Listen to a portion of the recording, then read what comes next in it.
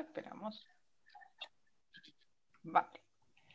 Bueno, bienvenidas, bienvenidos y bienvenidas a la tercera sesión de Yo Soy el Otro Conversa Sobre. Mi nombre es Dagmar Olivar y en el nombre del equipo de Yo Soy el Otro queremos darles las gracias por estar aquí, tanto al público como a los invitados de lujo que tenemos hoy. La verdad que es una maravilla que están desde el Caribe, desde Australia, nosotras desde España, Magdalena desde Estados Unidos y bueno, estamos súper emocionadas de esta tercera sesión. También quería dar las gracias especiales a los colaboradores que tenemos en esta sesión. Primero que nada, el Key School of Global Affairs de la Universidad de Notre Dame y también al Departamento de Filología Clásica, Francesa e Hispánica de la Universidad de Lleida. Muchísimas gracias por su implicación. La verdad que nos encanta que colaboren y esperamos seguirlo haciendo en un futuro y que se sumen otras instituciones. Como sabéis, Yo Soy el Otro, o si no lo sabéis, yo lo cuento. Yo Soy el Otro Asociación Cultural es una entidad no lucrativa fundada en 2008 en Madrid, en España, por migrantes caribeños. Somos una asociación autogestionada e independiente y trabajamos el Caribe desde 3 líneas fundamentales. Una es la academia, otra es la promoción y acción artística y cultural, y la otra es lo social desde la inmigración. Hacemos proyectos de forma independiente y en colaboración con instituciones, y bueno, están todas invitadas e invitadas a visitar nuestra página web, a solicitar información, a hacerse socios, lo que queráis, estamos aquí.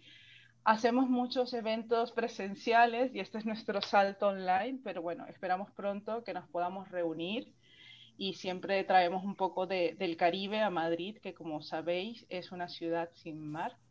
Así que bueno, primero que nada, seguimos y agradecer toda vuestra presencia. Comentarles, esta es la tercera sesión de este ciclo. Yo Soy el Otro Conversa sobre afrofeminismos en el Caribe. La última sesión será el 16 de diciembre y durará 1 hora la conversación que dirigirá María Teresa Vera Rojas con nuestras invitadas de lujo, ya lo dije, y además, estoy un poco nerviosa hoy, ¿eh? Estamos ya, sí, también hay, bueno, esto promete. Entonces, comentarles, después 1 hora de conversación y media hora de preguntas. Pueden mandar las preguntas por el chat o por la parte de preguntas y después Magdalena López se encargará de coordinar la parte de las preguntas. Creo que no me dejo nada en el tintero, así que bueno, muchísimas gracias por estar ahí. Vamos a disfrutar ahora de esta conversación. María Teresa, te paso la batuta y bueno, muchísimas gracias a todos. Muchas gracias, Dagmari. Pues yo también estoy muy nerviosa, porque estoy muy emocionada y tenemos tantos meses anticipando esta sesión de hoy que, pues bueno, que ya por fin llegó, ¿no? Los minutos antes yo creo que son los que nos ponen más ansiosas. También quiero, bueno, darles las gracias y la bienvenida. Buenas noches, buenas tardes, buenos días a todas y a todos por acompañarnos a este conversatorio. Quiero además sumarme a los agradecimientos de Dagmari al Departamento de Filología Clásica, Francesa e Hispánica de la Universidad de Lleida y al Key School of Global Affairs de la University of Notre Dame. El apoyo que nos han dado ha sido fundamental para la realización y difusión de esta actividad. Y quiero resaltar el enorme trabajo, la complicidad, el compromiso de mis colegas, de Dagmar Olivar y de Magdalena López, también que están aquí, pues, y junto con Yo Soy el Otro, ¿no? Estamos trabajando tras bastidores para poder promover estos espacios de diálogo y reflexión tan necesarios y que Yo Soy el Otro viene haciendo desde hace tantos años. Y lo viene haciendo desde España, y ya sabemos que no hay muchos lugares, espacios, oportunidades de discusión sobre el Caribe en España. Bueno, en Europa tampoco, pero bueno, estamos en España. Entonces, también quiero agradecerles a todas y a todos por conectarse desde tantísimos lugares. Estamos muy emocionadas por la acogida que ha tenido esta actividad. Bueno, las actividades anteriores también, pero esta ha sido eh, enorme, y sin duda esto se los debemos no solo al interés y la necesidad de discutir, conversar sobre los afrofeminismos en el Caribe, sino a nuestras panelistas de lujo que tenemos esta noche.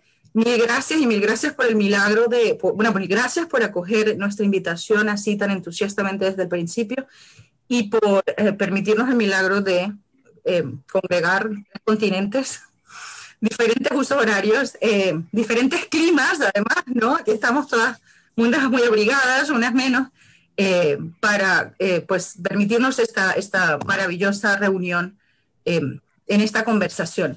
No les quiero quitar más tiempo a ellas, que son las invitadas de esta noche, pero quiero presentarlas.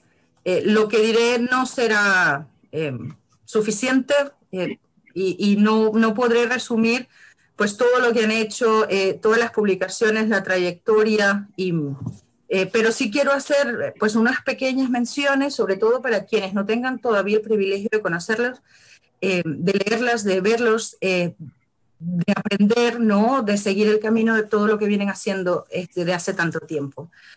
Pues tenemos a Yolanda Arroyo Pizarro. Ella es narradora, poeta, activista afropuertorriqueña. Sus textos denuncian y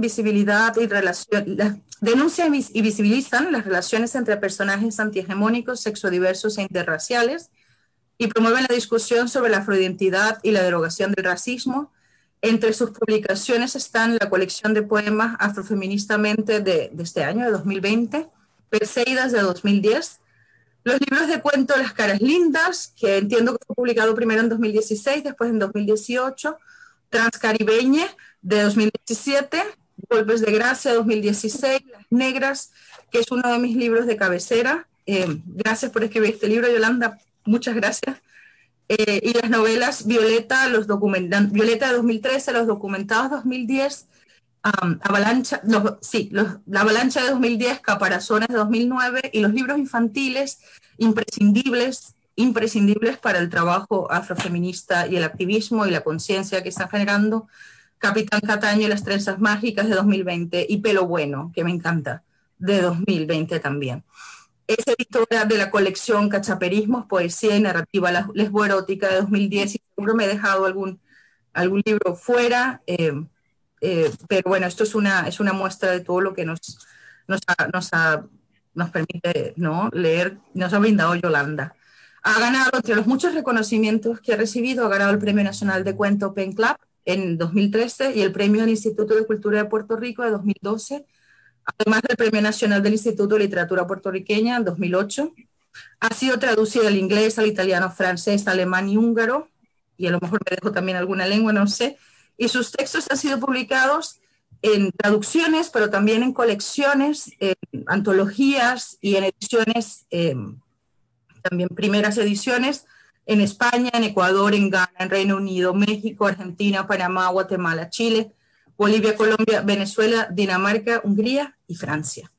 Seguro me dejo muchas cosas por fuera, pero bueno, esto es solamente una mínima introducción de todo lo que nos ofrece y nos ha dado Yolanda a lo largo de todos estos años. Johan Mihails es escritor, performer y estudió periodismo. En 2011 publicó el libro de poesía ilustrada Metaficción y participó en la película Sister del colectivo Lewis Forever en la ciudad de Berlín, en Alemania. En 2014 publicó Por Dioseros del Caribe. En 2016, junto a Jorge Díaz del colectivo universitario de disidencia sexual, publicó Inflamadas de retórica, escrituras promiscuas para una tecnodecolonialidad. Estos últimos libros publicados por la editorial Desbordes. Ha sido parte, sus libros, sus textos han sido parte de las antologías Vivir Allá, de la editorial Venta Abierta de Chile, Inflexión Marica, Escrituras del Descalabro Gay en América, un libro editado por un colega admirado por muchas de nosotras, Diego Falconi. Este fue un libro editado para Egales en España. También sus textos han estado en otros volúmenes como Afectos y Disidencias Sexuales, J. Cola Mariconas, en la Via Yala, en México, y esta fantástica antología sin pasar por Go, narrativa dominicana contemporánea compilada por la escritora y música Rita Indiana Hernández para Elefanta Editorial en México. Ha participado en festivales de performance en Estados Unidos, Uruguay, Chile, Costa Rica, República Dominicana y Alemania, con un trabajo escritural y visual que invita a un imaginario transfeminista y decolonial, que además les invito a todas y a todos a verlos. Hay mucho material disponible en YouTube, en las redes, y es accesible y tenemos que verlo, ¿no? Sus libros más recientes son Escrituras del otro cuerpo y Manifiesto antirracista, Escrituras para una biografía inmigrante, también otro de mis textos de referencia de este último tiempo, ¿no? Publicados por Ediciones Cielo Naranja y los libros de La Mujer Rota, respectivamente. Johan creó la microeditorial especializada en promoción y publicación de escrituras producidas por personas negras o afrodescendientes de la comunidad LGBTQIA+, Cantiga Ediciones, donde publicó este año un fanzine maravilloso que se llama Santo Domingo is Burning. Y bueno, tenemos también a la doctora Caro Moret Miranda. Caro es lectora, o la doctora Moret, bueno, llamaremos de las dos formas, es lectora asociada en la School of History de la Australian National University. Ella es cubana-española y realizó su doctorado en Historia en la Universidad Pompeu Fabra, aquí en Barcelona, donde trabajó como becaria predoctoral FI. Su investigación actual se centra en la intersección de la raza, el género y la religión en los estudios afrocaribeños. Ella investiga los múltiples simbolismos en las prácticas religiosas africanas en el Caribe y las nuevas conexiones entre el simbolismo religioso europeo y africano.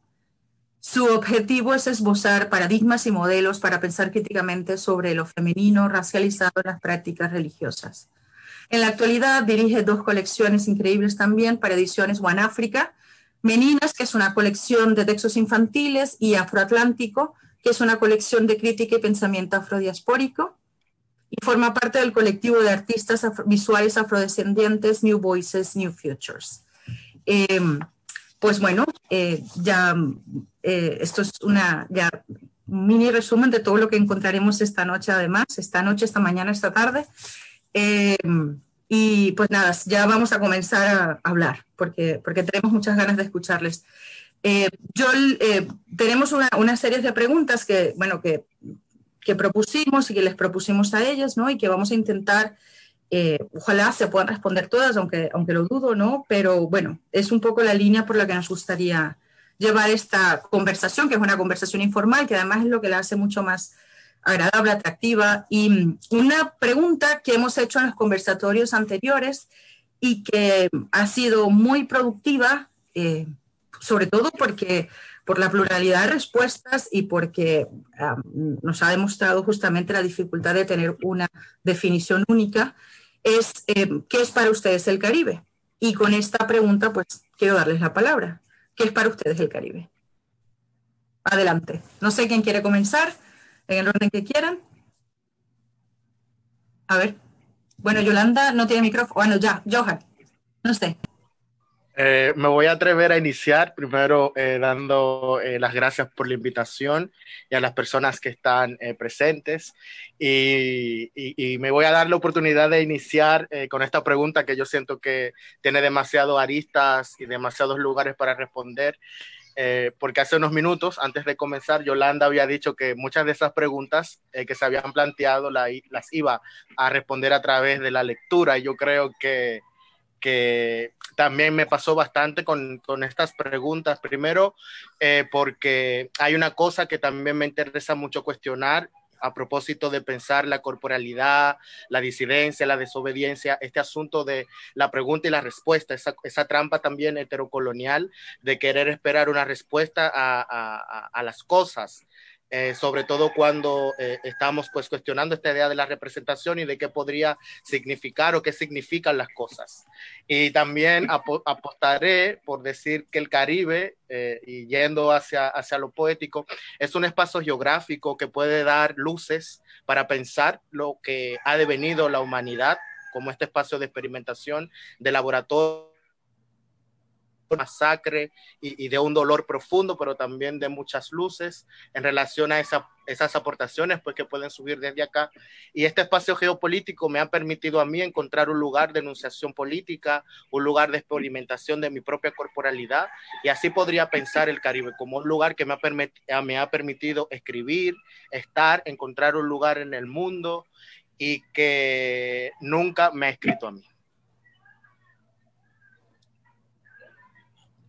Así mismo, yo estoy... Hola a todos, muchísimas gracias.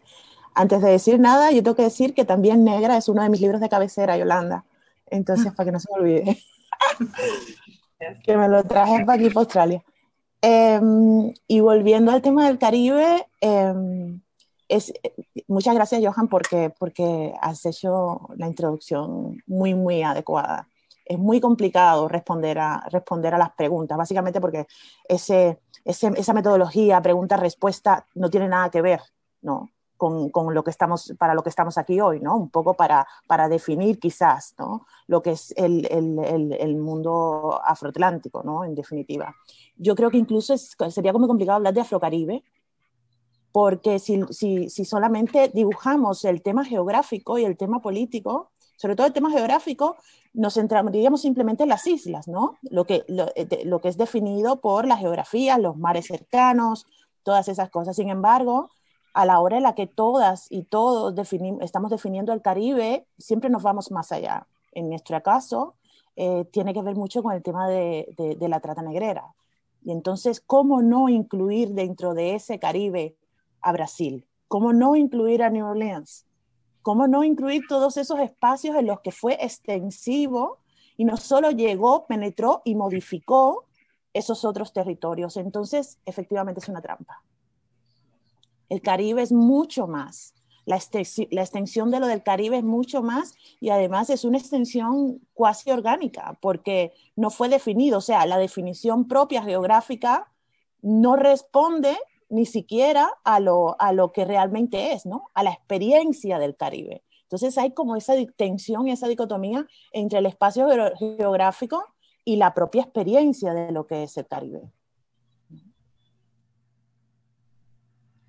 Pues yo saludos a todos, encantadísima de compartir con tan distinguido panel y organizadoras y organizadores.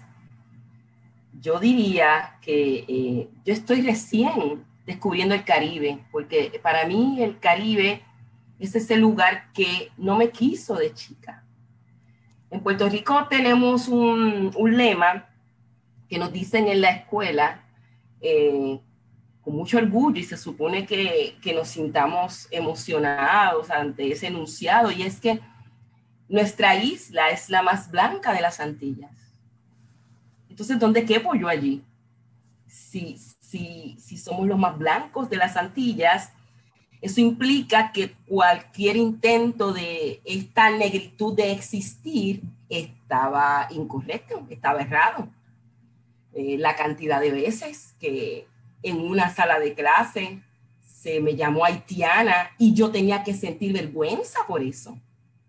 La cantidad de veces que en una sala de clases se mencionaba a África y todos los niños volteaban a mirarme, yo tenía que sentir vergüenza por eso. La cantidad de veces que se me dijo madama, que se me dijo dominicana, o sea, entonces, todo eso lo menciono porque todo eso es Caribe y sin embargo, crecí con la idea de que teníamos que sentir orgullo de no ser tan caribeños, de que éramos otra cosa, de que en este lugar, por la situación que tenemos con el imperio, el blanqueamiento y la asimilación y el anexionismo, ¿verdad? Eran unos valores que había que mirar en tanto y en cuanto todo lo demás que decía Caribe tenía que ser expulsado, tenía que ser negado y tenía que ser invisibilizado, empezando por el color. Y a mucha gente se le hacía muy fácil disimular el color con un montón de estrategias que conocemos, ¿verdad? Pero unos cuantos de nosotros no podíamos disimular el color. lo más que podíamos hacer era alisarnos el cabello.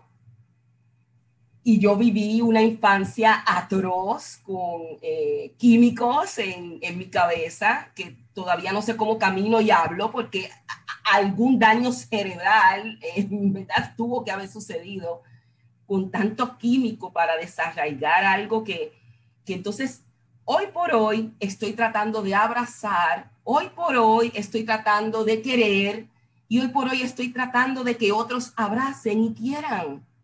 Así que para mí el Caribe es muy novedoso, es muy nuevo, es muy del otro día, porque en esta parte del Caribe se nos ha explicado o se nos ha convencido de que ser caribeño no la hace, eso no era. Así que, claro, sigo la línea de pensamiento de Johan y de la doctora Muret, de que es muy difícil definirlo, pero en el intento de la explicación a veces hay respuestas. Y a mí me ha resultado pensar que hay poesía, que hay literatura. Por eso yo pienso que mis libros son más una pregunta al mundo que una certeza. Yo escribo libros para preguntar qué es esto y qué tal y cómo y por dónde. Más que decir, soy la especialista de este tema y voy a escribir este libro por tanto. No, es todo lo contrario. Yo voy preguntándole al mundo. Y sobre todo la pregunta más importante es, ¿qué soy ante los ojos del otro? Yo soy el otro, fíjense como la verdad, el nombre de la fundación, que dicho sea de paso, quisiera saludar, creo que vi entre los participantes a Jesús del Valle, compañero de estudio, que sé que es uno de los miembros fundadores, así que agradecida por este espacio y porque me permiten hoy discutir algunas cosas que a lo mejor no son respuestas finales, pero que nos van a ayudar a construirnos. Muchas gracias, Yolanda. Y justamente es esta pregunta que además ha sido una pregunta, no es una pregunta trampa, pero sí es una pregunta que ha permitido evidenciar la dificultad de tener una definición sobre el Caribe, ¿no?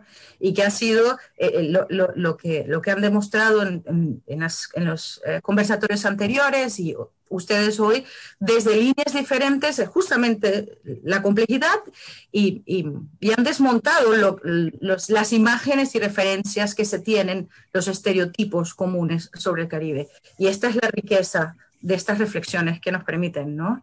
Y yo creo que siguiendo un poco esta línea de lo que han dicho, ¿no? Y de cómo entender esta mirada dicotómica en relación con el Caribe, ¿no?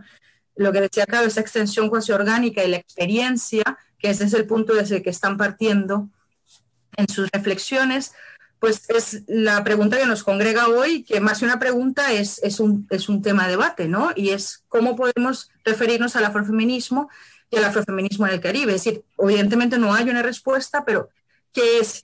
Si tenemos que explicar, si ustedes tuvieran que explicarlo desde sus prácticas, evidentemente, porque no hay una definición única,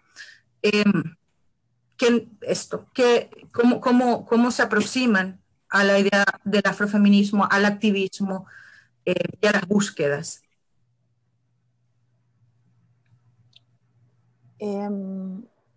Bueno, yo creo que seguimos haciendo preguntas muy, muy complicadas, ¿no?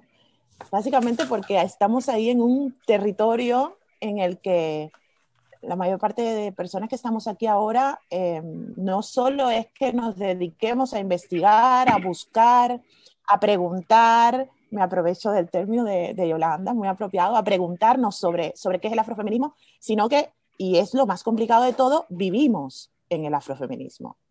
O sea, esto tan antiguo de las escuelas cuando éramos pequeños, de que vivir en Cristo, pues es vivir. O sea, porque no puedes despegarte, no ya de la experiencia, porque una experiencia se puede adquirir, no puedes despegarte de tu cuerpo, ni más allá de las experiencias que otros tienen con tu cuerpo, ¿no? Y es esa cosa de cuando te miran, ¿no? Cuando te cuestionaban cuando eras pequeño, lo que comentaba Yolanda, cuando tu cuerpo no se parece al resto, todas esas cosas, todo eso es conocimiento. Entonces, de alguna manera nuestros propios cuerpos están generando un conocimiento, y bueno, supongo que ya más adelante hablaremos del tema de la academia y el reconocimiento de lo que es conocimiento, porque evidentemente hemos sido ignorados totalmente y robados, las cosas como son. Nuestros conocimientos han sido robados y puestos a nombre de otras autorías más blancas, más eurocéntricas y más hegemónicas, lo sabemos. Pero la cuestión es que cómo nuestro propio cuerpo es generador de ese conocimiento. Entonces, cuando hablamos de afrofeminismos, es algo que aún estamos intentando explicar, porque desde hace muy poquito tiempo hemos tenido la oportunidad de hacerlo. Y entonces estamos todavía en esa tensión de intentar salir de nuestro cuerpo, intentar explicarlo. No solo nuestras propias experiencias, con nuestro self, con nuestro interior, lo que nos pasa, sino también en relación con los otros.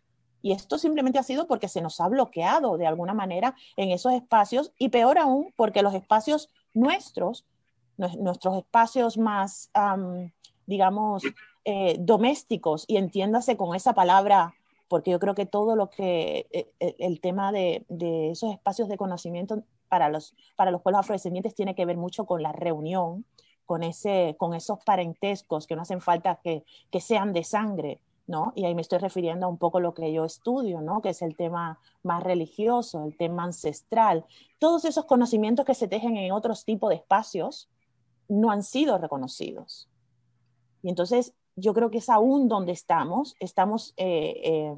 Tampoco creo que tengamos que luchar tanto porque nos reconozcan esos espacios a nivel internacional. Yo creo que tenemos que seguir para adelante. No nos podemos entretener tanto tampoco en pretender que intentar luchar como una creo, muy personalmente, que es un poco de carrera perdida. Yo creo que a la academia hay muchas cosas de nuestros conocimientos que en lugar de reconocernos, pues han intentado apropiárselos y no le interesa simplemente hacerlo. Entonces necesitamos crear otras estrategias.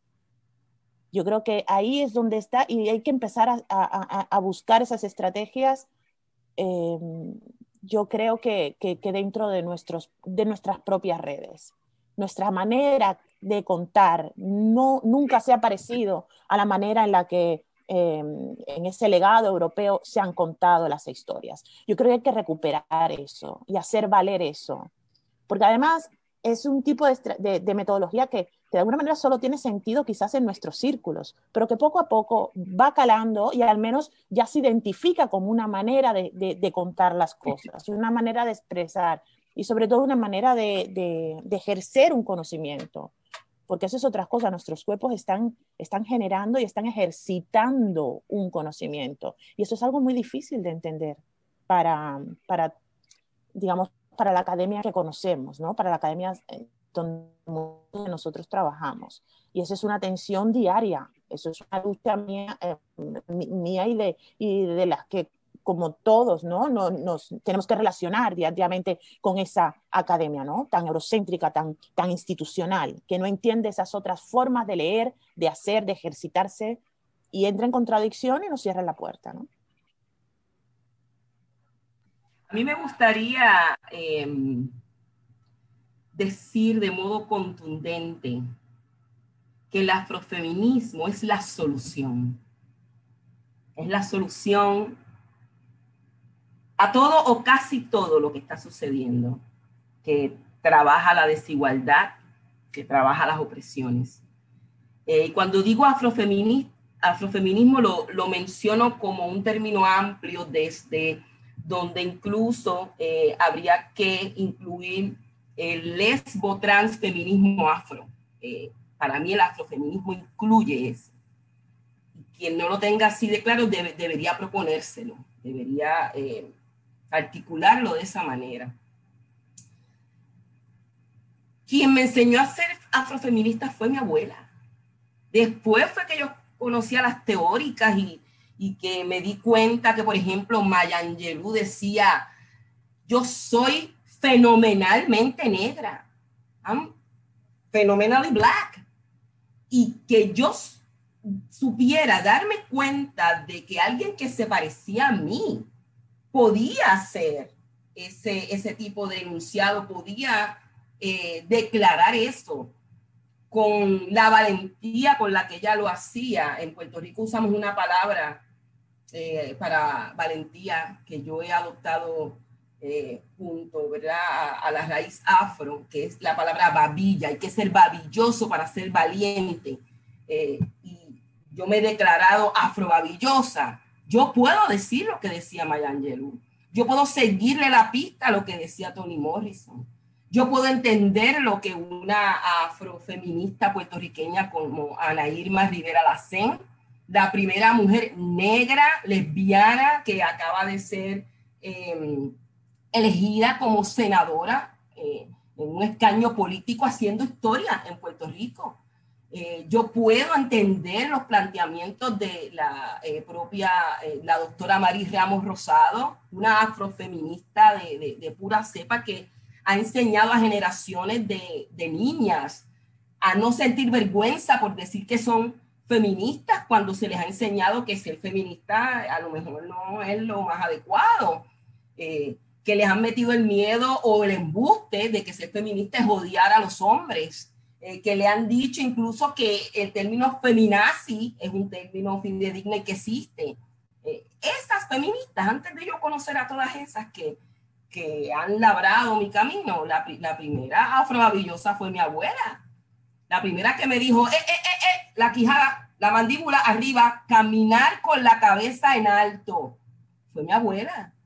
Y claro que eso me trajo contradicciones y por supuesto que me trajo problemas, porque una persona como yo, con mi color, con mis facciones, con mi fenotipo, solamente podía aspirar a lo que el sistema opresor por receta te daba. Entonces, hacer todo esto, estar yo aquí hoy con ustedes, implicaba llevarle la contraria a un sistema que yo no dejé que me convenciera, pero que sí convenció a muchos. Convenció a amigos, convenció a familiares y convenció a la parte más importante que todavía no nos permite afrosanar, a nuestras parejas afectivas. ¿Cuántos problemas de romance o de amor y afecto tenemos nosotros porque adentro de nuestras relaciones se dan unas dinámicas racializadas o, por decirlo de manera directa, racistas, con gente que se supone que nos ama, con gente que se acuesta en la cama con nosotros y que nos besa la boca y que nos baña y que de entonces en sus actividades diarias nos trata racistamente. Entonces, llevarle la contraria a eso, exigir dignidad y decir, yo eso no lo voy a aguantar, no solamente para mí, para las otras que vienen, es fuerte, es doloroso, cuesta lágrimas. Así que el afrofeminismo es todo eso. Es la solución, pero es complicadísimo. Claro, gracias por permitirme tomar también en muchos sentidos la escucha. También para mí participar acá es eso también, la importancia de escucharles porque son experiencias en sus prácticas, en sus vidas que también me motivan a mí pues a cuestionar los mismos procesos en los cuales me he venido involucrando hasta estos 30 años que tengo de edad y el trabajo que me ha interesado hacer. Que no lo había dicho antes, yo les estoy hablando desde Villamella. Villamella es una comunidad que puede dar muchas luces a propósito de lo que significa pues la resistencia en este territorio que se reconoce como dominicano y que, como hemos hablado hace no tanto con amigas, hablábamos de que este país es un país blanco pero con un pueblo negro.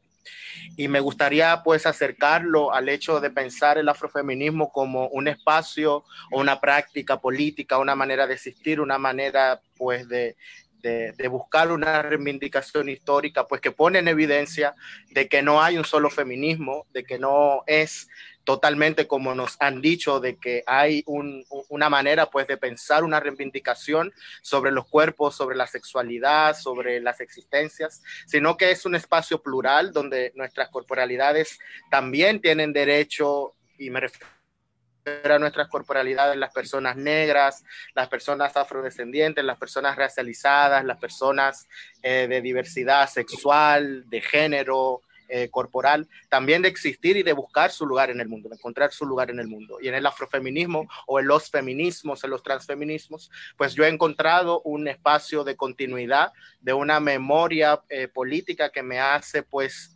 hacer este proceso de existencia en este mundo tan hipermaterializado, este mundo masculinizado, pues encontrar un lugar de enunciación y que también me permite pues a mí habitar el dolor desde un espacio que me dé luces en relación a cómo yo puedo también entender el cuestionamiento de mi propia existencia para nombrarme como una escritora o como una artista. También va de la mano eso, como una persona que dentro de una sociedad dominicana donde está este proceso constante colonial de blanquitud, la cis heterosexualidad naturalizada en los cuerpos, en el discurso, en el espacio público, pues encuentro aquí un lugar que me permite decir, mira, tú puedes también y tienes el derecho de existir sin importar pues que los patrones o los cánones estén pues en todos lados diciéndote que no, que tú no tienes derecho pues a estar.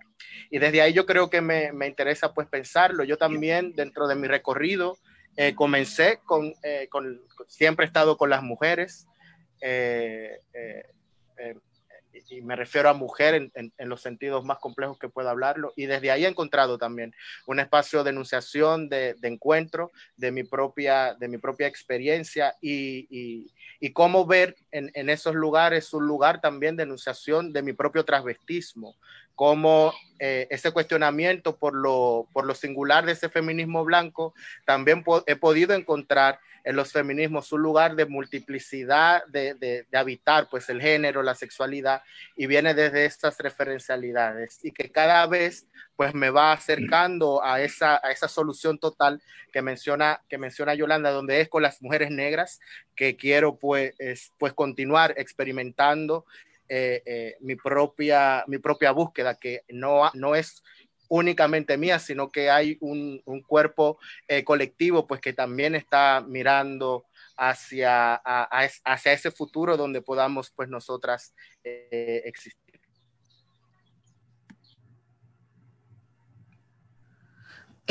Muchas gracias.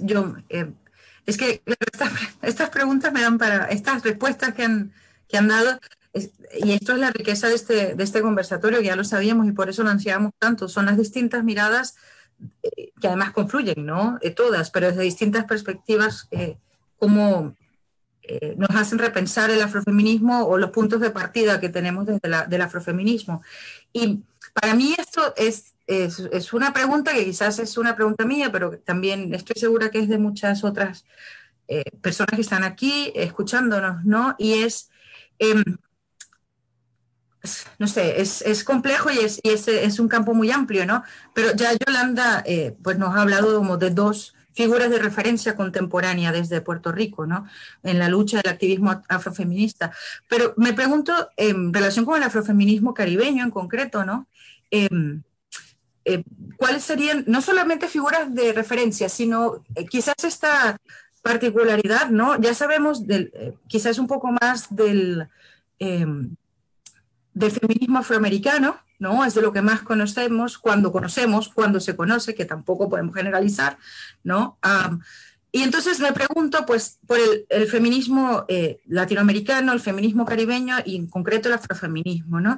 Y entonces quería saber quiénes son para ustedes figuras de referencia y no solamente teóricas o activistas, sino también desde la ficción, ¿no? Desde la historia, desde dónde, a quienes piensan cuando están reflexionando sobre esta práctica y sobre este modo de vida que llevamos, ¿no? Que estamos siempre repensando.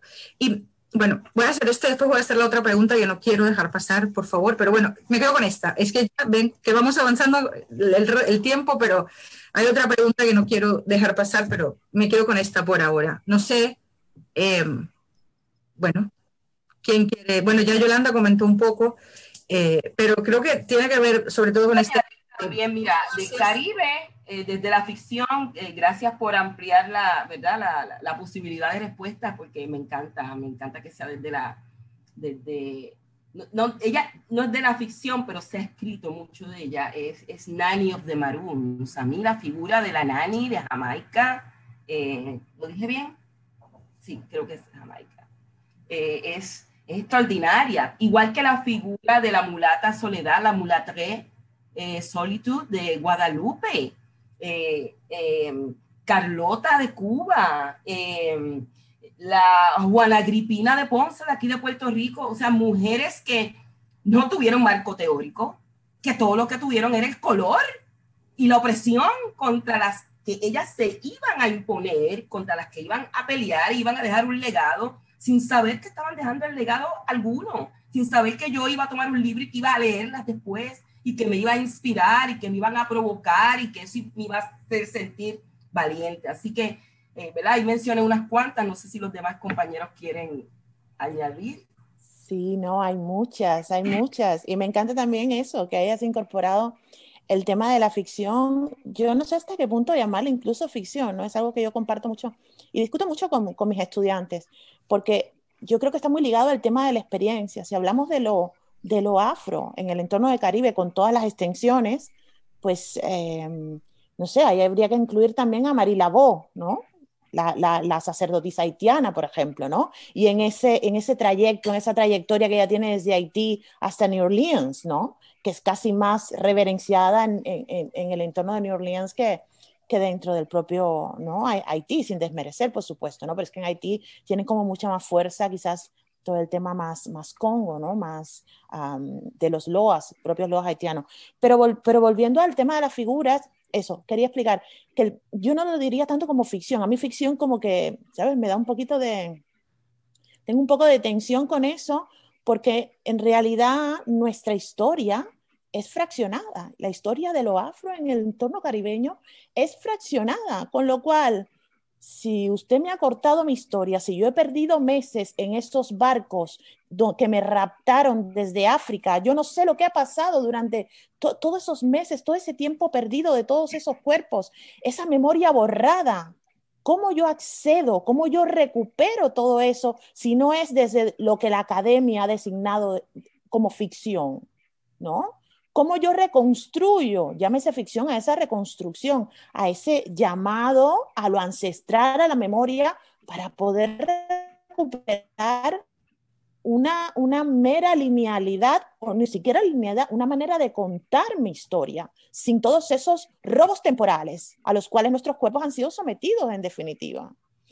Entonces, esto era un paréntesis y me engancho con Carlota, totalmente enamorada de la figura de Carlota, sobre todo desde lo afrodiverso, sobre todo desde esa caracterización que se hace de la figura de Carlota en el entorno de los palenques, de las revueltas en Cuba, esa manera en el que Carlota se ve, el cuerpo de Carlota siempre tiene que ver con, es demasiado fuerte, es muy masculina, es muy problemática, y cuando te dicen el por qué, vuelven a repetir, es que es demasiado fuerte, tiene demasiado carácter.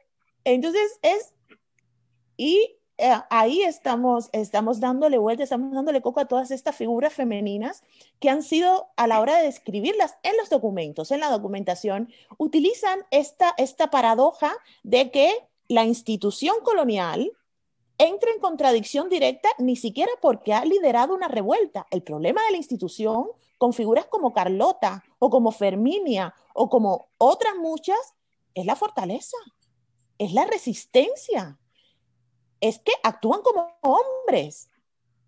Es fascinante. Sencillamente es fascinante.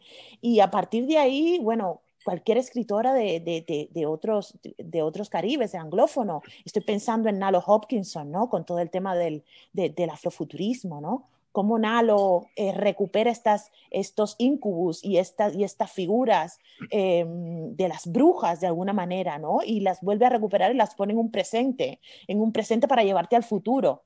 Entonces hay gente como Nalo Hopkinson que escribe desde estas figuras mitológicas de Jamaica Kincaid, Butler otra vez, no recuerdo a la escritora haitiana que me gusta mucho, la autora de Cosecha de Huesos, que acaba de ganar un premio hace unos meses. Dandy Cat. Dandicat, Edwidge Dandicat. Maravillosa, sencillamente. Que otra vez, ¿no? Es esa fortaleza, es escribir desde, como ya sabemos, desde esa frontera. ¿Y qué es la frontera? Hay una ausencia, hay un desgarramiento, hay una fragmentación, hay un nowhere, ¿no? Es un no lugar.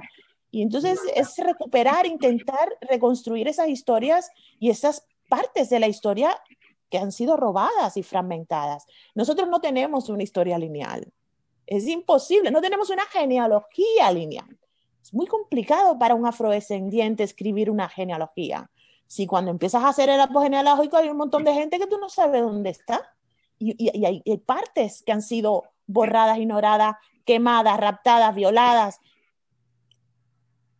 Entonces, ¿cómo? Ahora mismo, Caro, abrazarte, porque a mí me pasó eso con las negras. O sea, las historias de las negras me las contó mi abuela. Y yo recuerdo que me decía, como tú te atrevas a decir que eso pasó de verdad, que mi bisabuela asesinaba a los niños de los blancos. O sea, ella me hizo jurar que yo no. Entonces yo tuve que usar la ficción. Pero ahí está. Eso sucedió. Es lo que tú dices, Caro. Gracias.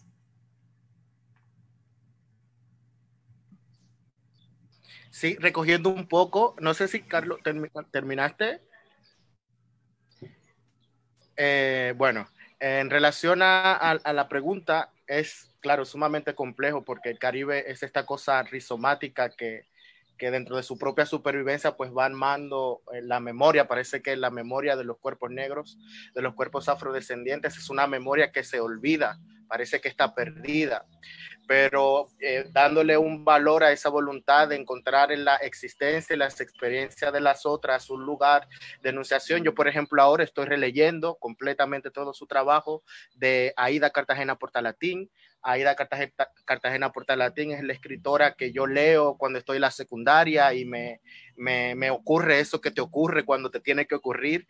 Y en este proceso de lectura también vaya con un deseo de darme cuenta constantemente de que la figura de Aída Cartagena Portalatín en el siglo pasado, el siglo XX, dominicano, del Caribe, del mundo, es una figura que también ha sido leída o que nos las han enseñado de este deseo de construcción de esta mujer rebelde y que por eso trasciende, pero que se olvidan muchísimos matices que también atraviesan esta corporalidad y esa escritura, sobre todo y en discusiones y conversaciones con intelectuales que han potenciado la figura indiscutiblemente de Aída. También Aída no ha sido leída desde su corporalidad en relación a que es una mujer negra, que no es de Santo Domingo, es de un campo, es de Moca, y qué significa esa trascendencia. Y muchos de los textos que yo voy encuentro en esa generación de compañeros que tuvo de la poesía sorprendida, que incluso está esto del monstruo que menstrua también. ¿Qué significa eso? ¿Qué significa de que hemos leído a Aída también desde una mirada cis heterosexual? ¿Qué significa también pensar esta monstruosidad dentro de esa idea que se tenía de Aída, por ejemplo, de que era una mujer inaccesible, una mujer a la que no se le podía hablar, una mujer que siempre estaba enojada?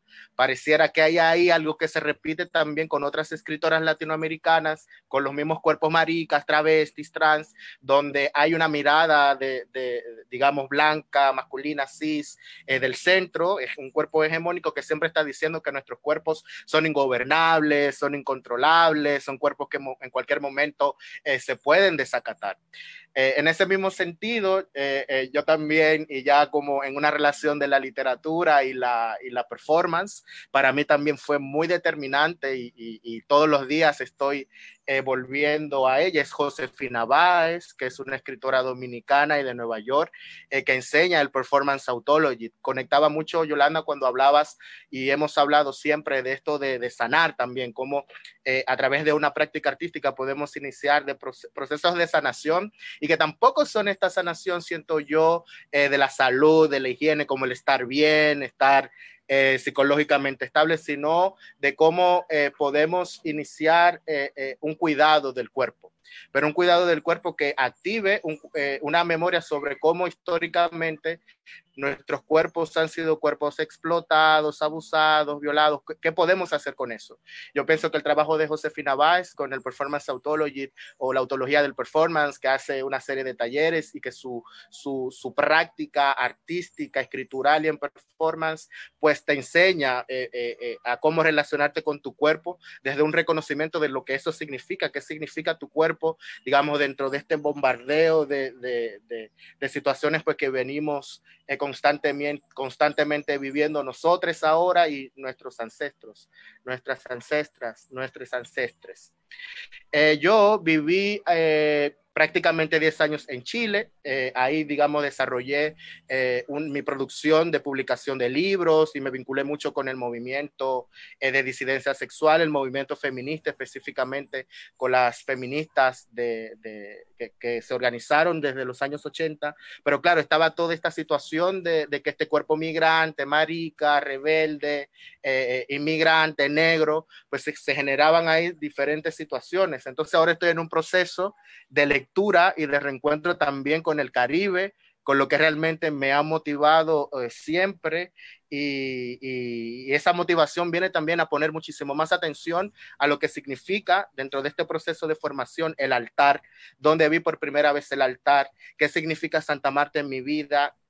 Y en eso estoy buscando estas referencialidades en esas mujeres servidoras de misterios, en esas mujeres que yo voy donde ellas y con la humildad más grande del mundo, sin aquella pretensión de la intelectualidad, etcétera, etcétera, me enseñan lo que significa una fula, cómo lavar la fula, cómo utilizar el agua de Florida, cómo encontrar tu plaza, cómo tener la humildad de salir a buscar tus diosas y encontrarlas. Y en eso estoy, y eso ha sido, y vuelvo con esto de la sanación, ha sido lo que me ha pues permitido revivir en relación a eso. Y ese revivir va hacia esas corporalidades negras pues que están en todos lados de nuestros territorios y constantemente están siendo invisibilizados, perseguidos, apresados, porque el proceso colonial está vivo, está vigente, y lo vemos en las noticias, la policía matando a la gente, etcétera, etcétera. Así que eso podría aportar en ese sentido. De verdad, muchas gracias. Es que además yo estoy aprendiendo tanto, muchas gracias, y son nombres que resuenan y que por fin hay este espacio para ponerlos todos en conjunto. Muchas gracias. Sí, tenerlas a ustedes es un lujo, y ya tenemos muchas preguntas, pero yo quiero hacer una pregunta última, que más que una pregunta quizás es, no sé en qué medida, si ya se ha hablado sobre la importancia de la memoria de la esclavitud, y la memoria de la esclavitud y la deshumanización, la sexualización, pero y sin duda el cuerpo, ¿no? Es decir, que como es imposible pensar la experiencia racializada, la experiencia racial, la esclavitud, la afrodescendencia sin pensar en el cuerpo, ¿no? Esto, y sin duda el afrofeminismo. Pero quisiera, no sé si pudieran indagar un poquito más antes de dar paso a las preguntas, es la relación del afrofeminismo con la sexualidad, ¿no? Que lo han mencionado, sí lo han mencionado, pero estas sexualidades y con la diáspora, estoy uniendo varias cosas en lo mismo para aprovechar el tiempo que nos queda, pero pues esto, ¿no? La sexualidad y la diáspora en la reflexión afrofeminista. ¿Qué pueden comentar? ¿Qué han pensado? Yo salté de la silla, estaba así cuando dijiste afrofeminismo y sexualidad, y hasta me sé. Yo me sumo a ese salto. Quiero leer, quiero dedicar esta lectura a Johan, que te admiro tanto, quiero dedicarla que ahora la conozco. Tiemblo, baby, tiemblo. Gracias por incluirme en esa antología, y a María Teresa Vera, porque me vio un día, me vio y me hizo entender tanto, y mire dónde estamos hoy. Se titula Afrofeministamente, y a lo mejor esta es una de las respuestas que necesitamos, o quizás no. A mis amoras las deseo afrofeministamente, lesboterroristamente, transgresoramente. Les elijo yo, que soy el alfa, Les hago juramentar un manifiesto en el que prometen defender mi color de piel de los intolerantes y racistas, de los blancoides. Juran respetar mi antirracismo y se disponen a derrocar mis opresiones. A mis Zamoras las erotizo afrofeministamente, apalabran el privilegio de cada una y lo colocan de espaldas a mí, de frente a mi bienestar, lo ofrendan en el portal de mi clítoris incoloro cada noche. Mis Zamoras afroreparan en mi vientre, en mis brazos, en mi pecho y calman mi ansiedad si lloro por el mundo. Destierran la supremacía blanca, derriban conmigo estatuas de Colón y prenden en llama iglesias. Mis Zamoras no descienden del amo. Su genealogía ha sido corroborada y llevan sus europeizantes apellidos, pero los repelen. Reniegan de su blanquitud, de su mestizaje aclarado, de su colorismo apocalíptico. Viven avergonzadas de lo que sus ancestros hicieron con los míos. Mis Zamoras respetan mi linaje, se convierten en alfombra roja sobre la cual camina esta reina negra con vileza. Yo estiro las manos, abro los dedos, embadurno en miel mis nudillos y les doy a lamer. Esa es mi respuesta.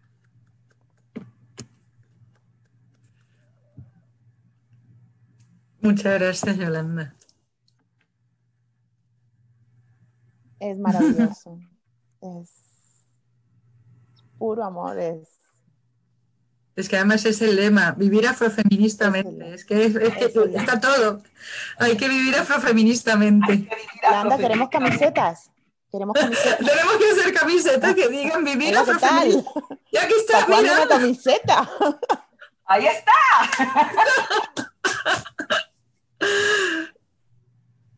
No, es que ya no se puede decir nada. Es que te difícil, sí. Digamos. A ver, no sé si Johan, bueno, Caro, ¿quieren añadir algo más? ¿Se atreven?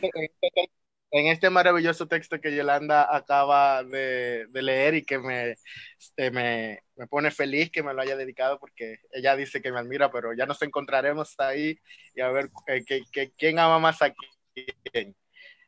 Pero bueno, es justamente eso. O sea, yo en mi práctica escritural y en mi práctica activista de performance he intentado trabajar desde esa interseccionalidad.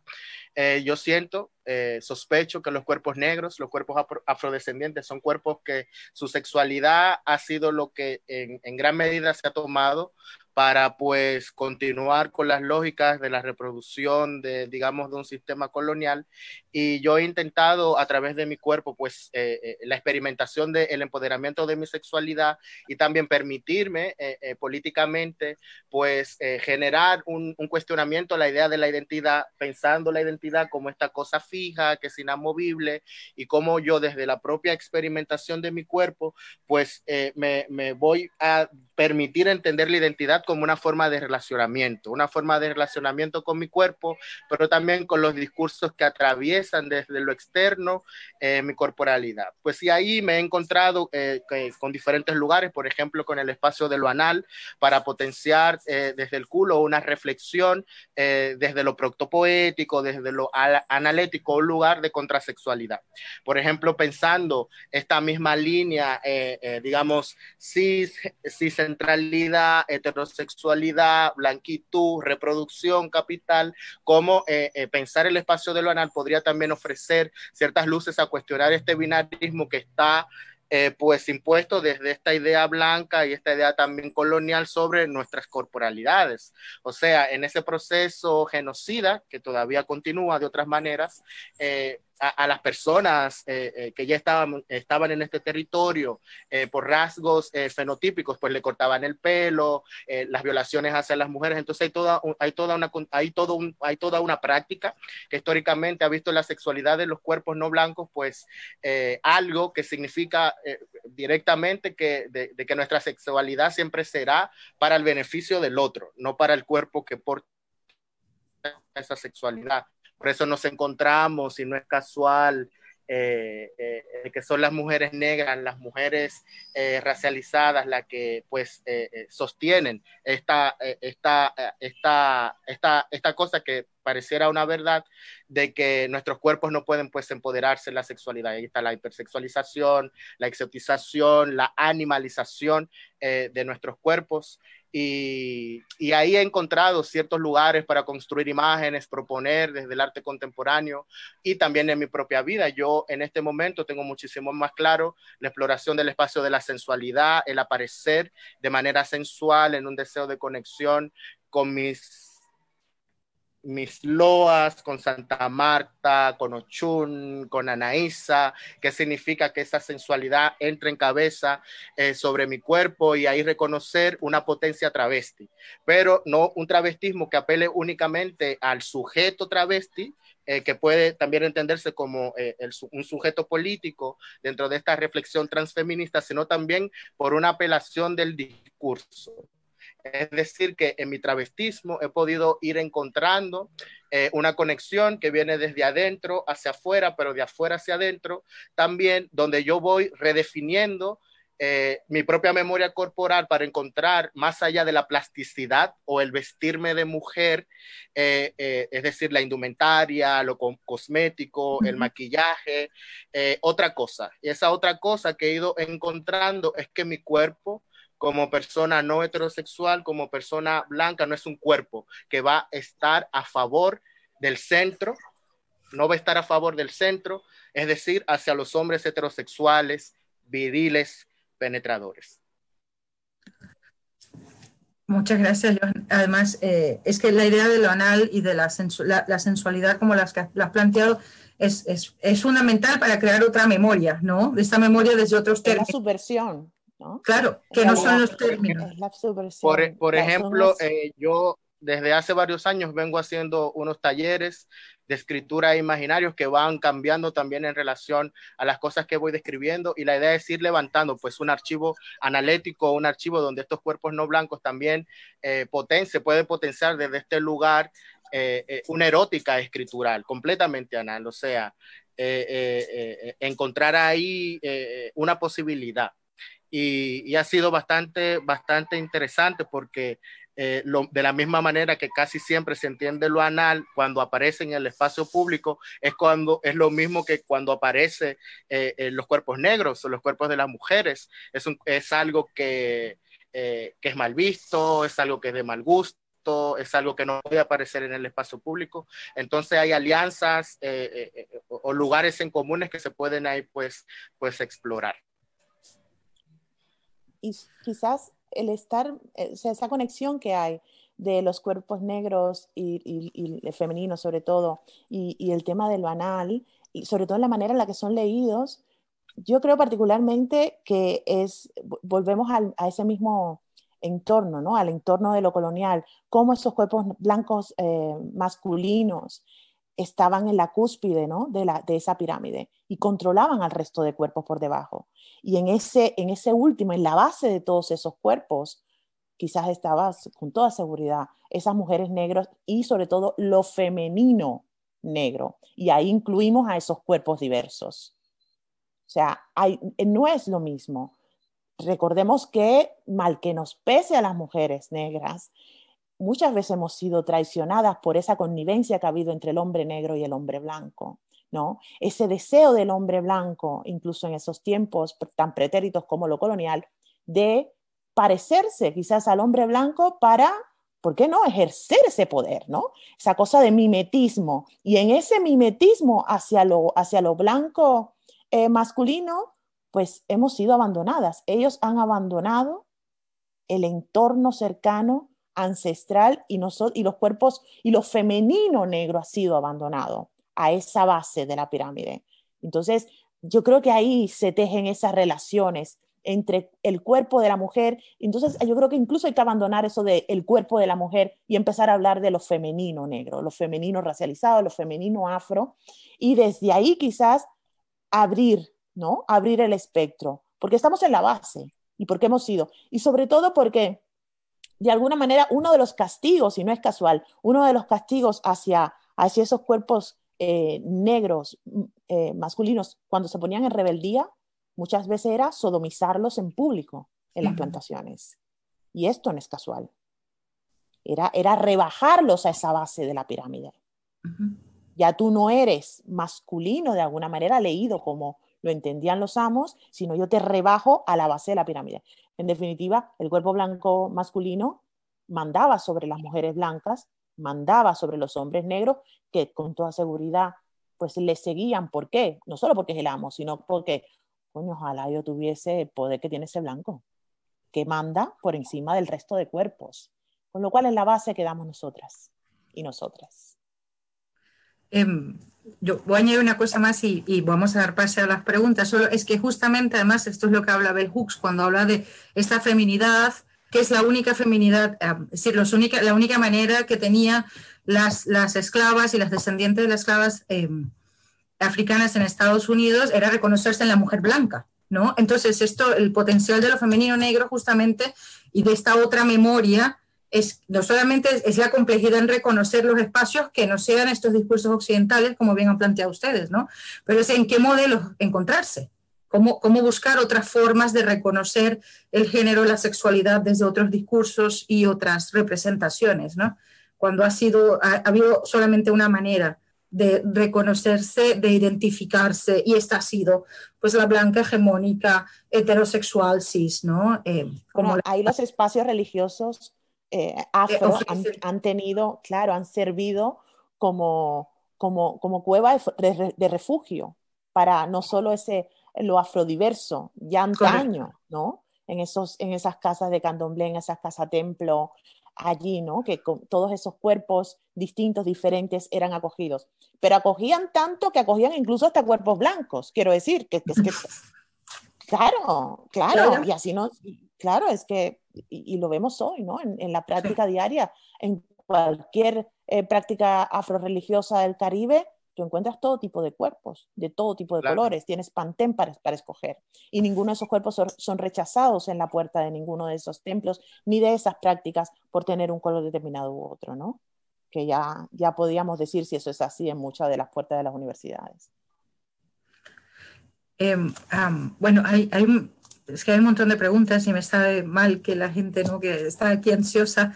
Yo quería añadir brevemente, reconocer la presencia de otra gran afrofeminista que leo y que me nutre, Evelyn Loren, que está entre el público. Gracias por estar aquí.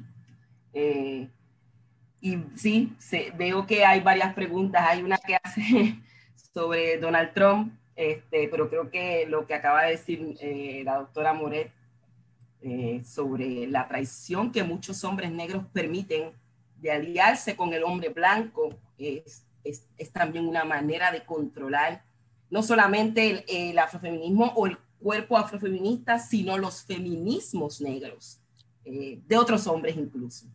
Y eso hace que sea muy tentador jugar el papel del mayordomo de nuevo y estar otra vez a favor del amo blanco. Entonces, yo creo que por ahí va, ¿verdad?, esa pregunta, pero fue que de pronto miré el chat y me emocioné porque vi a Evelyn y de pronto también leí la pregunta, así que por ahí va.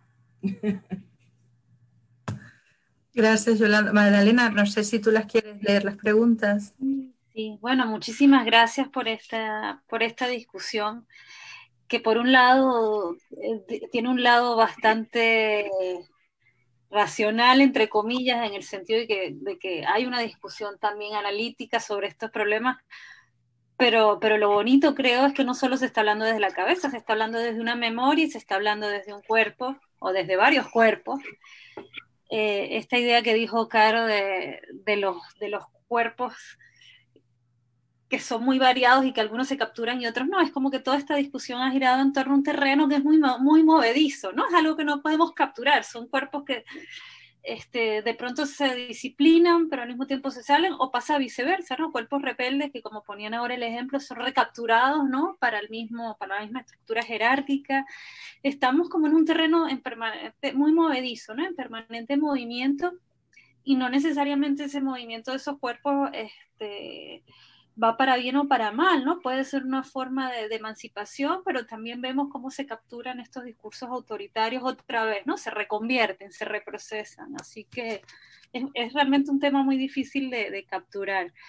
Tenemos una cantidad de preguntas, hay muchísima gente queriendo escucharlos.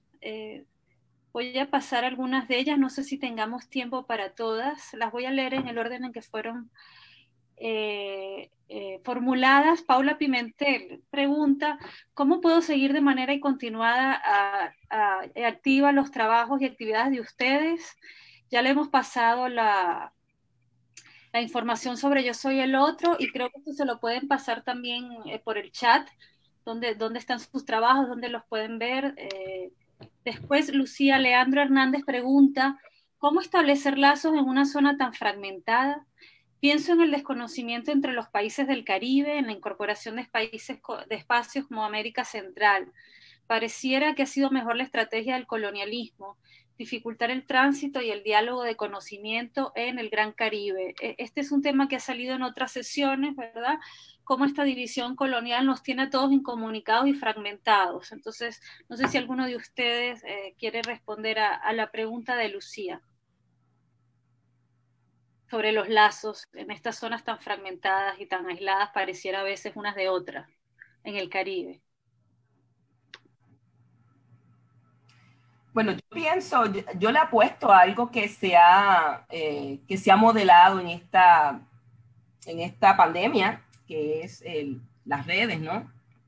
El encierro nos ha obligado, para bien o para mal, había que hacer un balance de eso. Nos ha obligado a estar en este espacio virtual, así que eso ayudaría. Claro, eso deja fuera entonces a las regiones que no tienen el acceso a las redes o al internet. Entonces el trabajo de grassroots, el trabajo de autogestión de abajo de la base de comunitario tiene que darse. Yo voy a poner un ejemplo. En Puerto Rico llevábamos muchos años, décadas, ¿verdad? No exagero, se lograba hacer la cita con el equivalente al Ministerio de Educación, que aquí le llaman el Departamento de Educación o el Secretario de Educación, y todos los años se reunían con él y le explicábamos y le hacíamos unas presentaciones y le mostrábamos estadísticas y les decíamos que era necesaria la educación antirracista en nuestras aulas. Y le preguntábamos que de kinder a grado 12, ¿cuántos libros él mismo o ella misma, en el caso, ¿verdad?, de que cualquiera que fuera la persona a cargo, cuántos libros pasaron por sus manos mientras se educaban en el sistema de educación de Puerto Rico con portadas, ¿verdad?, con portadas parecidas a esta? Y la respuesta siempre era 1, 2, el más atrevido, porque la realidad es que en mi caso yo no tuve ninguno. Así que eso contundentemente hacía que ellos se convencieran frente a ti de que era necesaria la educación con perspectiva de la negritud y con perspectiva antirracista, y luego no pasaba nada. En el 2015, cuando la Organización de Naciones Unidas hace la invitación para celebrar el decenio afrodescendiente, Puerto Rico inició el trabajo de la Cátedra de Mujeres Negras Ancestrales. Y uno de nuestros mayores objetivos era, a mí cada vez que me preguntaban, yo decía, yo lo que quiero es empapelar el país con portadas como esta. Claro, luego de la portada, detrás de la portada venía un contenido, venían los personajes, venían unas historias, Pero lo que hicimos fue ir a 3 poblaciones. La primera población, ya dijimos, el Departamento de Educación, el Ministerio de Educación no nos interesa. Hemos hablado 10, 20 años con ustedes, nos han dado la razón y nos han ignorado. Así que hablábamos con los maestros y le entregábamos libros producidos en la cátedra al maestro. Y le decíamos, maestro, esto es lo que usted debe enseñar por sus hijos, por sus nietos, por sus sobrinos, por su esposo, por la comunidad en la que usted vive, que es una comunidad negra y está siendo todavía al día de hoy invisibilizada, y el resultado es el racismo y es la muerte, ¿no? Entonces, la segunda población o la segunda audiencia era los estudiantes. A los estudiantes les entregábamos libros también y les decíamos, tienes que exigirle a tu profesor de ciencias, de matemáticas, de español, de estudios sociales, de todas las materias, que incluya personajes, historias, libros, autores que se parezcan a ti. Y la tercera población eran los padres, las madres, los encargados. Y les decíamos que cuando en agosto o septiembre, a principio de semestre, se entregaba la lista de materiales, ellos tomaran la lista y la partieran por la mitad y le dijeran al profesor, esta mitad usted no la va a dar, esta sí. Ahora, de la otra mitad que falta, dígame qué libros de negritud usted va a incluir. Entonces, esa triangulación a través de la comunidad hizo que al final del día, hoy estamos adiestrando a casi 20,000 maestros, porque el Departamento de Educación dijo, ¿qué vamos a hacer si ya esta gente da esta clase? O ya esta gente incluye los materiales.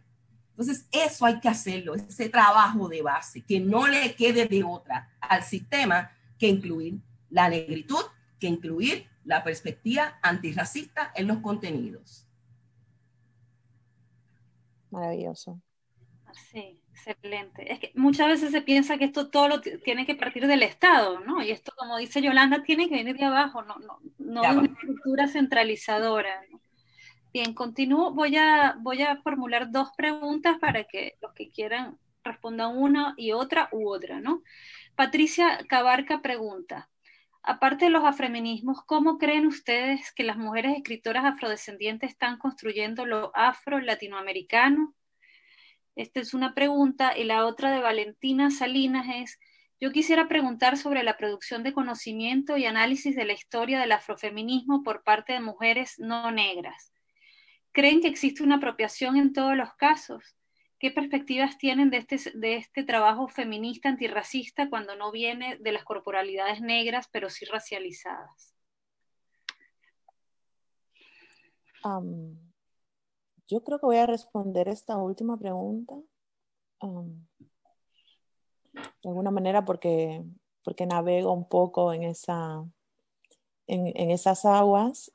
Conozco a muchísimas profesoras, profesores que son productores de conocimiento afro y es feo hacer generalizaciones, pero desde mi punto de vista, yo creo que se hace muy complicado para los que intentamos, ¿no?, dar valor, exponer conocimiento afro, en cualquiera que sea nuestra disciplina, se hace muy complicado, primero, competir con esos otros profesores que son los generadores de conocimiento, no siendo afro, con lo cual mi crítica va directamente hacia ellos.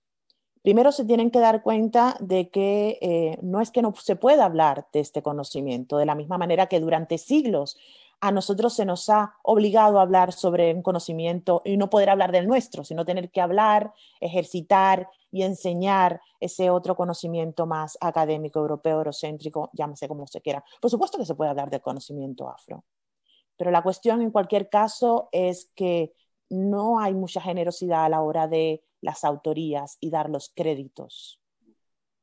Yo creo que eso es fundamental. No es que usted no pueda enseñar, no es que no pueda escribir, pero la cuestión es las apropiaciones que se hacen y nadie le pide cuentas porque usted es una eminencia.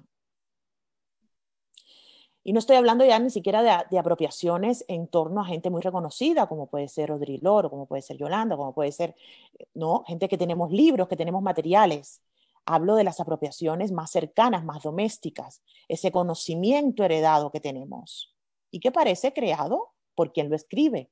Una vez ese conocimiento se recoge de las comunidades, se planta en un libro, se coloca el nombre del autor y ese el autor también es el creador de ese conocimiento. Eso no es así. Y ese expolio, porque es un expolio, ha sido así por años.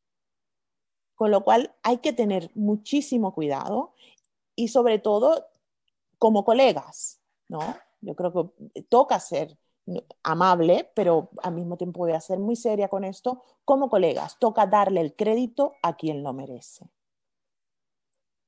Yo no puedo impedir en ningún caso de que usted como profesor europeo blanco de cierto tipo, usted escoge su cátedra, su currículum, usted lo arma, pero tiene que dar el crédito y tiene que dar la autoría.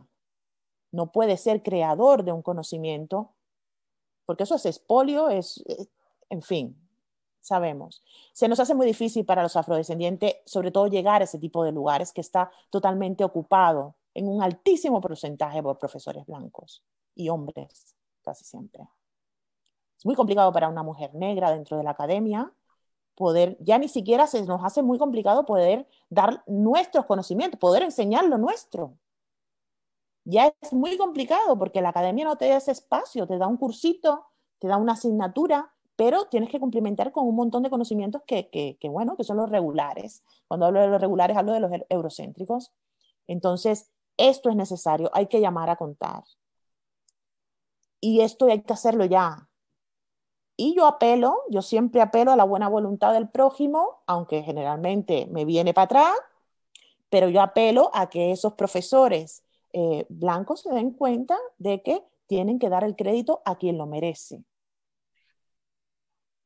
Tienen que citar, tienen que compartir y un buen ejercicio sería empezar a traer a esas clases a esos nuevos autores negros, intentar incorporar en esas clases a gente que está haciendo eso. Tan simple como eso, a los especialistas, que los hay. Y compartir esa experiencia, porque primeramente el propio alumnado lo valora muchísimo, ¿no? Esto cuando tú traes un profesor que te explica desde su experiencia, desde su especialidad, esto es necesario. Yo creo que sería una buena forma de reconducir lo que se está haciendo. Salir del expolio sin medida, del robo del conocimiento, de la apropiación y empezar a incorporar que hay formas de hacerlo. Muchísimas gracias. Claro, no sé si alguien tiene algún otro comentario sobre la primera pregunta. Aparte de los afromafénicos. Yo quiero decir algo bastante cortito, pero era justo con esto Adelante. Que yo siento que los cuerpos se tienen o no se tienen.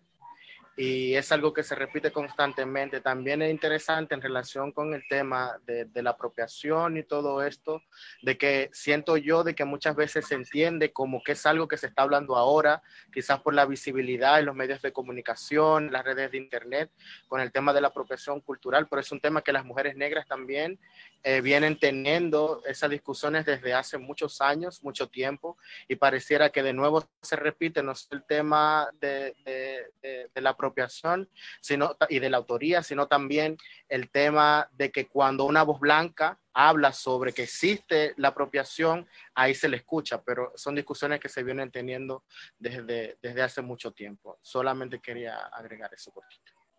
Muy bien, gracias, Johan. La pregunta anterior, que no tenía que ver con las apropiaciones, sino más bien en términos más generales, ¿cómo creen ustedes que las mujeres escritoras afrodescendientes están construyendo lo afro-latinoamericano? De un poco se ha hablado eso esta tarde, no sé si alguien quiera agregar algo a eso, o seguimos adelante. ¿Seguimos? Yo pienso que sí, que ¿verdad? Quienes estamos aquí somos un ejemplo de esa construcción de afro-latinoamericano, de lo afro-caribeño, de lo afro-boricua. Y yo sí quisiera regresar un poco a lo de la apropiación y repetir que Caro ha mencionado que las generalizaciones son terribles. Pero a mí me ha funcionado en la Cátedra de Mujeres Negras Ancestrales. Se hacen convocatorias anuales para que escritores y aspirantes a escritores lleguen a las clases, a los talleres de creación literaria, se expongan a los materiales, a los libros de historia ya publicados, a los archivos de la memoria, a los archivos históricos, y construyan esas historias invisibilizadas, y llegan escritores y aspirantes escritores de todas las tonalidades. Es mi responsabilidad hacerles entender de modo inequívoco que si hay construcción de conocimiento por alguien más claro de piel, esa construcción de conocimiento se tiene que dar desde la compasión que debe sentir ese ser humano de lo que se está haciendo. No estamos ante un taller de creación, de entretenimiento, que son muy buenos y que existen. Estamos ante un método de afroreparación. Yo estoy afroreparando, estamos afrosanando una historia que no nos han permitido hasta ayer contarla. Entonces, tiene que haber una reverencia por esas cuerpas negras, por esos cuerpos negros. Tiene que haber un respeto por eso. El participante blanco o aclarado tiene que saber que en cualquier evento, él tiene que retroceder y darle paso a las voces más oscuras, así que hay que hablar de colorismo. El participante aclarado de piel tiene que estar convencido de la injusticia tan grande que se cometió con la esclavitud y que ha arrastrado el racismo que todavía hoy nos mata. Si no está convencido de eso, se tiene que ir por la puerta. Y nos ha pasado. Yo he tenido participantes muy queridos que no han podido, que creían que iban a poder, que se acercaron indicando y usando incluso la terminología, voy a reparar, voy a sanar, pero cuando se hace la actividad y se dan cuenta de que se tienen que sentar detrás de las cuerpas negras, les molesta, y esta molestia es un indicativo de que no estás listo. Así que te tienes que ir, tienes que dejar el proyecto o tienes que aprender y tienes que quedarte y tienes que seguir practicando la compasión, la inteligencia emocional, la afrosanación, la afroreparación desde las letras. Así que esa discusión se tiene que dar. Cuando yo aprendí de Les Crudes, que es un grupo afrofeminista, dance feminista, afrofeminista, les considero mentores. Aprendí con ellas cuando dan conciertos, ellas en musicales, hacen trabajo musical buenísimo, de una calidad, deberían ser millonarias, deberían tener casas y propiedades, y por el asunto racial ustedes y yo sabemos que no lo tienen. Con ellas aprendí que en momentos dados ellas le piden al público dónde están los cuerpos negros que están en el concierto o que están en la discoteca o que están en la fiesta, y allá prenden las luces, levantan la mano. Esa gente, indistintamente de lo que pagó, pasen al frente, y ustedes, blancos privilegiados que pagaron el VIP, que tuvieron las taquillas, muévanse por favor a los asientos de atrás. Yo he aprendido a hacer eso en mis recitales. Y eso incomoda. Pero esa incomodidad es una lección para todos nosotros. Entonces, eso se tiene que dar, esa discusión se tiene que dar. Gracias, Yolanda. La próxima, estamos sobre tiempo, pero creo que la próxima pregunta... Un minuto, Magdalena. Qué lindo que hayas nombrado a las Crudes, porque ellas son todo, ellas son todo. Son exactamente lo que tú has dicho, pero yo quisiera, por favor, tenéis que leer, estamos en ello, a ver si voy a cruzar dedos, pero tenéis que leer, no solo escuchar, hay que leer a las Crudes. Sí. Eso tiene que penetrar. Esas letras son pura ancestralidad directa al corazón. Poderosas. Y sobre todo como dicen ellas, poderosas, ¿no? Esa canción fabulosa que tienen. Pero además de eso, es algo es en la calle, ¿no? Las crudes te sacan el ancestro para la calle, te tiran completamente contra la experiencia de la calle. Entonces, bueno, es que simplemente es eso. Hay que escucharlas, hay que estudiarlas. Yo tiro a mis alumnos contra las letras de las crudes, acabamos bailando, como hay que hacer.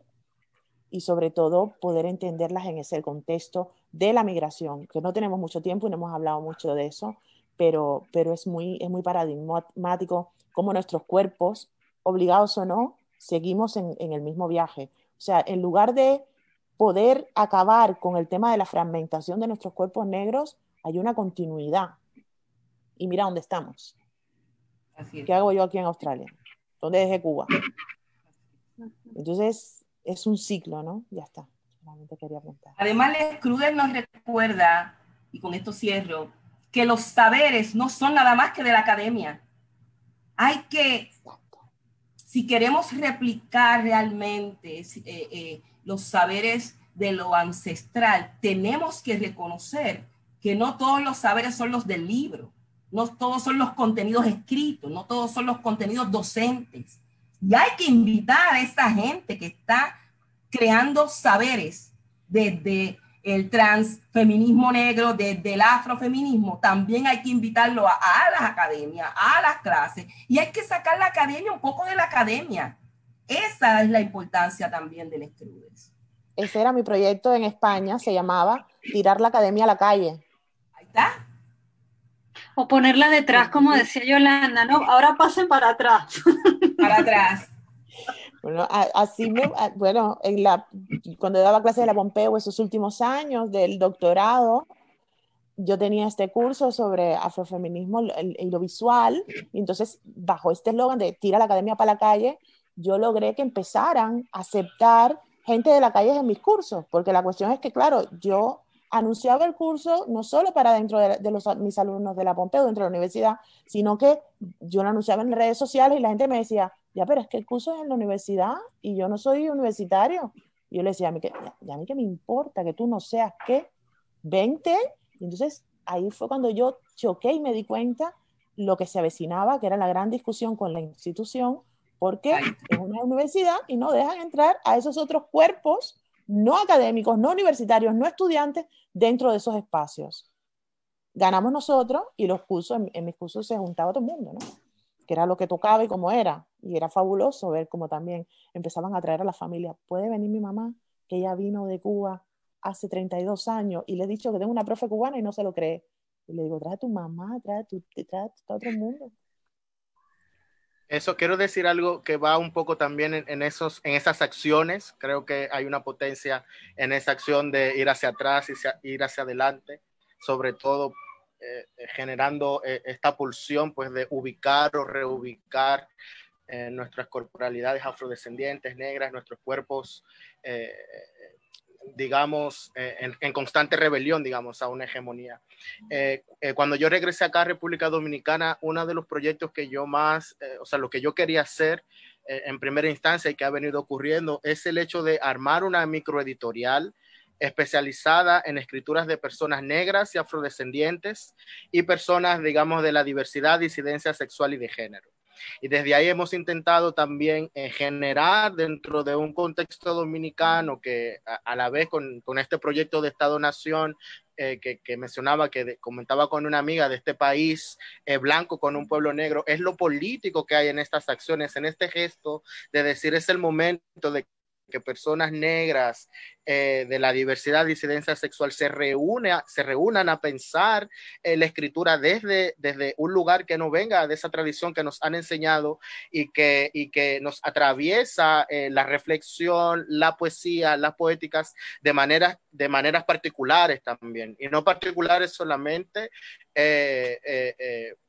por las experiencias de los cuerpos, de los lugares que vengan. No sé, algunos dentro de las publicaciones que hemos hecho son, hay un médico, hay una que es activista, hay uno que está estudiando administración de empresas, pero encuentran en la poesía, en el reconocimiento de la letra de su cuerpo negro, una posibilidad, y eso da una potencia resistencia que va, insisto, en ese camino de encontrar una reparación, pero una reparación que nos permita conectarnos con nuestras negritudes, con nuestras negricias, desde un lugar que nos dé una satisfacción. Ya no hay que sentir vergüenza, la vergüenza no es nuestra, la vergüenza es de la blanquitud.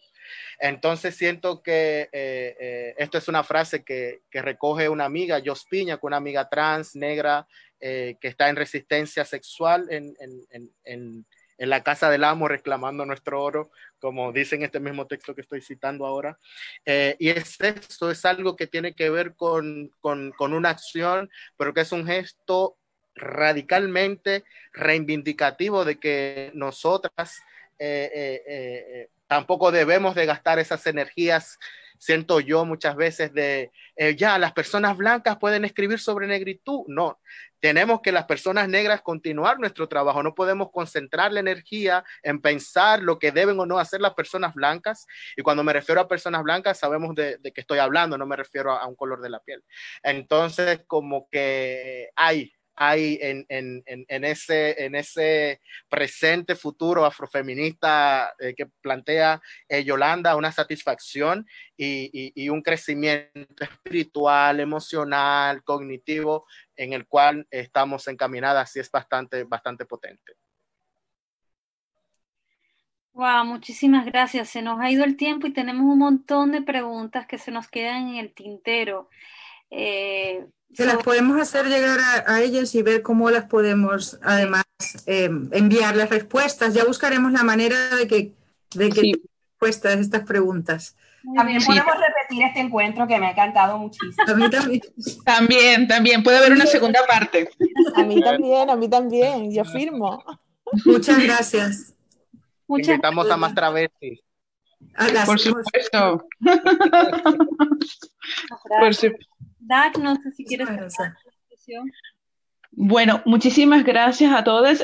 Simplemente comentar que habéis hecho referencia también a muchísimos amigos, a Josefina Báez, a Jos, que son gente que han pasado por nuestros eventos, por nuestros congresos, y que también nosotros desde Yo Soy el Otro lo que queremos es unir, ¿no? No solo la academia, sino la academia es un espacio para que la calle entre, y sobre todo nuestra calle, ¿no? La calle, sobre todo los que estamos en España, sabemos cómo es esa calle que debe entrar, y que es diversa, y que es racializada, es negra, es mujer, etcétera. Y bueno, muchísimas gracias. Sobre todo migrantes. Exactamente. ¿No? Sí. Exacto, que está pendiente esa pregunta. Próxima sesión migrantes. Exacto.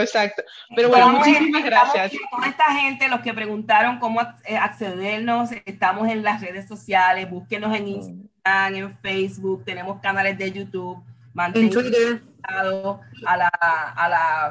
la conversación y sigamos la solución, que es el afrofeminismo, afrofeministamente.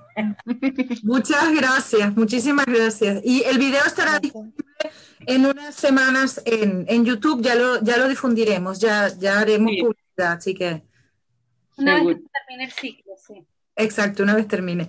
Muchísimas gracias, muchas gracias, ha sido fantástico. Muchas gracias a todos. Gracias, Magdalena. No, gracias a ti, Johan. Un placer, Yolanda, un placer, yo. ¡Ay, dale! Ya te pedí.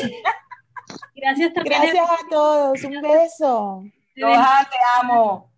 De verdad que maravilla, gracias. Chao, guapes, que estés bien. Quiero cortar, bueno, pero toca. Chao, voy a cortar. Chao, Magda.